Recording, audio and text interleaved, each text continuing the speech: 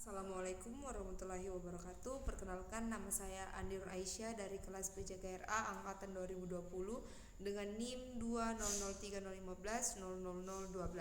Pada video kali ini saya akan mempresentasikan mengenai peran olahraga dalam pengembangan disiplin dan kerjasama. Konsep dasar disiplin. 1. Pengertian disiplin. Disiplin berarti kontrol penguasaan diri terhadap impuls yang tidak diinginkan atau proses mengarahkan impuls kepada suatu cita-cita atau tujuan tertentu untuk mencapai dampak yang lebih besar. 2. Klasifikasi disiplin. Klasifikasi disiplin ada dua, yaitu disiplin diri dan disiplin semu. Disiplin diri adalah disiplin yang ditanamkan atas dasar pemahaman dan kesadaran yang lebih mendalam untuk menghargai dan mematuhi segala nilai, norma, dan kaidah yang berlaku tanpa peduli terhadap ada tidaknya pengawasan sanksi, hukuman, atau penghargaan. 2. Disiplin semu. Disiplin semu adalah disiplin yang ditanamkan dengan paksaan karena takut hukuman atau sanksi karena pemerintah tanpa disertai pemahaman dan kesadaran. Disiplin jenis ini tidak akan bertahan lama dan hanya akan muncul jika diawasi, takut pada ancaman, hukuman, dan sanksi guru atau pelatih. Disiplin yang dilakukan oleh atlet dalam salah satu aktivitas latihan hanya karena terpaksa. Takut dihukum karena diperintah dan tanpa disertai kesadaran akan dapat menimbulkan disiplin semu. 3. Mekanisme menumbuhkan disiplin dalam olahraga. Self-control disiplin adalah disiplin yang tumbuh karena kesadaran dan penguasaan diri terhadap kemungkinan tindakan menyeleweng pada dirinya sendiri. Sedangkan under convergent disiplin merupakan disiplin yang muncul karena penguasaan ketat, paksaan, dan hukuman dalam aplikasinya tidak menutup kemungkinan untuk menerapkan kedua cara tersebut dalam upaya menanamkan disiplin kepada atlet.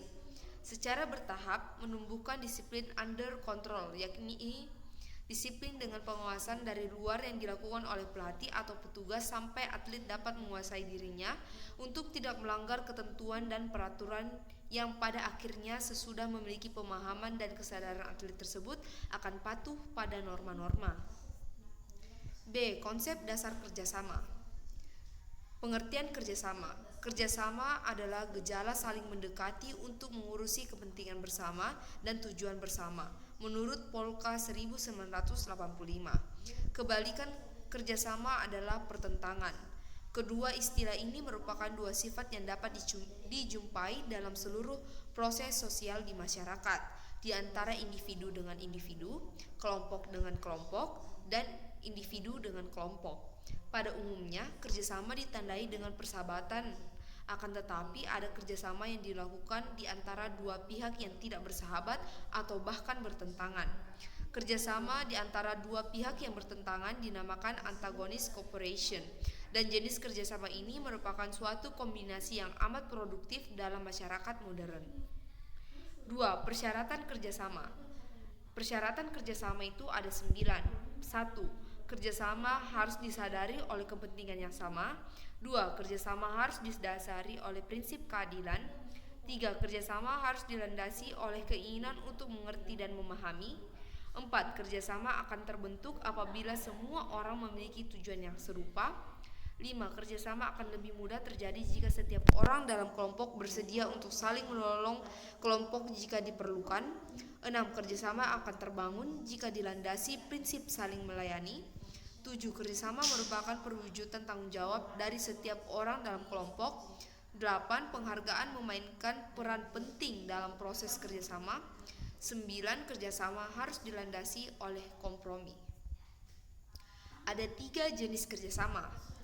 1. Kerjasama ditinjau dari perilaku kerjasama, terbagi menjadi 2, yaitu kerjasama setara dan kerjasama tidak setara. Kerjasama setara adalah jenis kerjasama yang terjadi antara dua orang yang mempunyai posisi yang sama, misalnya kerjasama produsen dan konsumen. Kerjasama tak setara adalah jenis kerjasama yang terjadi antara dua orang yang berbeda posisi namun kedua pihak saling membutuhkan untuk kepentingan masing-masing, misalnya kerjasama antara kepala biro dengan pegawainya. Jenis yang kedua yaitu kerjasama ditinjau dari proses kerja. terbagi menjadi 3, yaitu kerjasama koaksi, kerjasama suplementer, dan kerjasama berdiferensiasi. Kerjasama koaksi atau companionable labor adalah jenis kerjasama tak dapat dilakukan oleh yang memiliki pekerjaan yang sama. Mereka berkumpul untuk menambah kesenangan kerja. Kerjasama suplementer atau supplementary labor adalah jenis kerjasama yang dilakukan untuk mencapai tujuan yang sama, namun tak dapat dilakukan sendiri.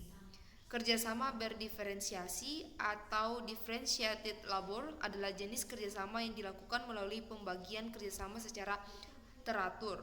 Pekerjaan terbagi-bagi tidak sama bagi setiap orang.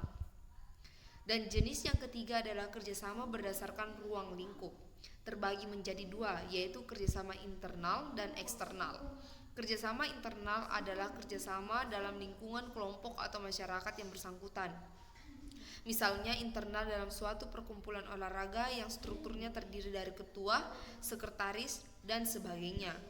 Kerjasama eksternal adalah kerjasama yang dilakukan dengan pihak luar kelompok atau luar masyarakat atau luar perkumpulan olahraga yang bersangkutan.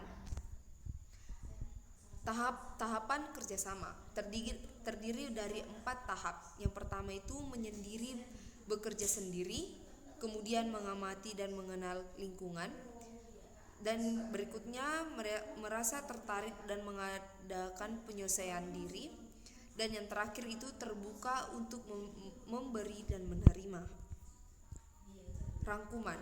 Kerjasama adalah gejala saling mendekati untuk mengurus kepentingan bersama dan tujuan bersama.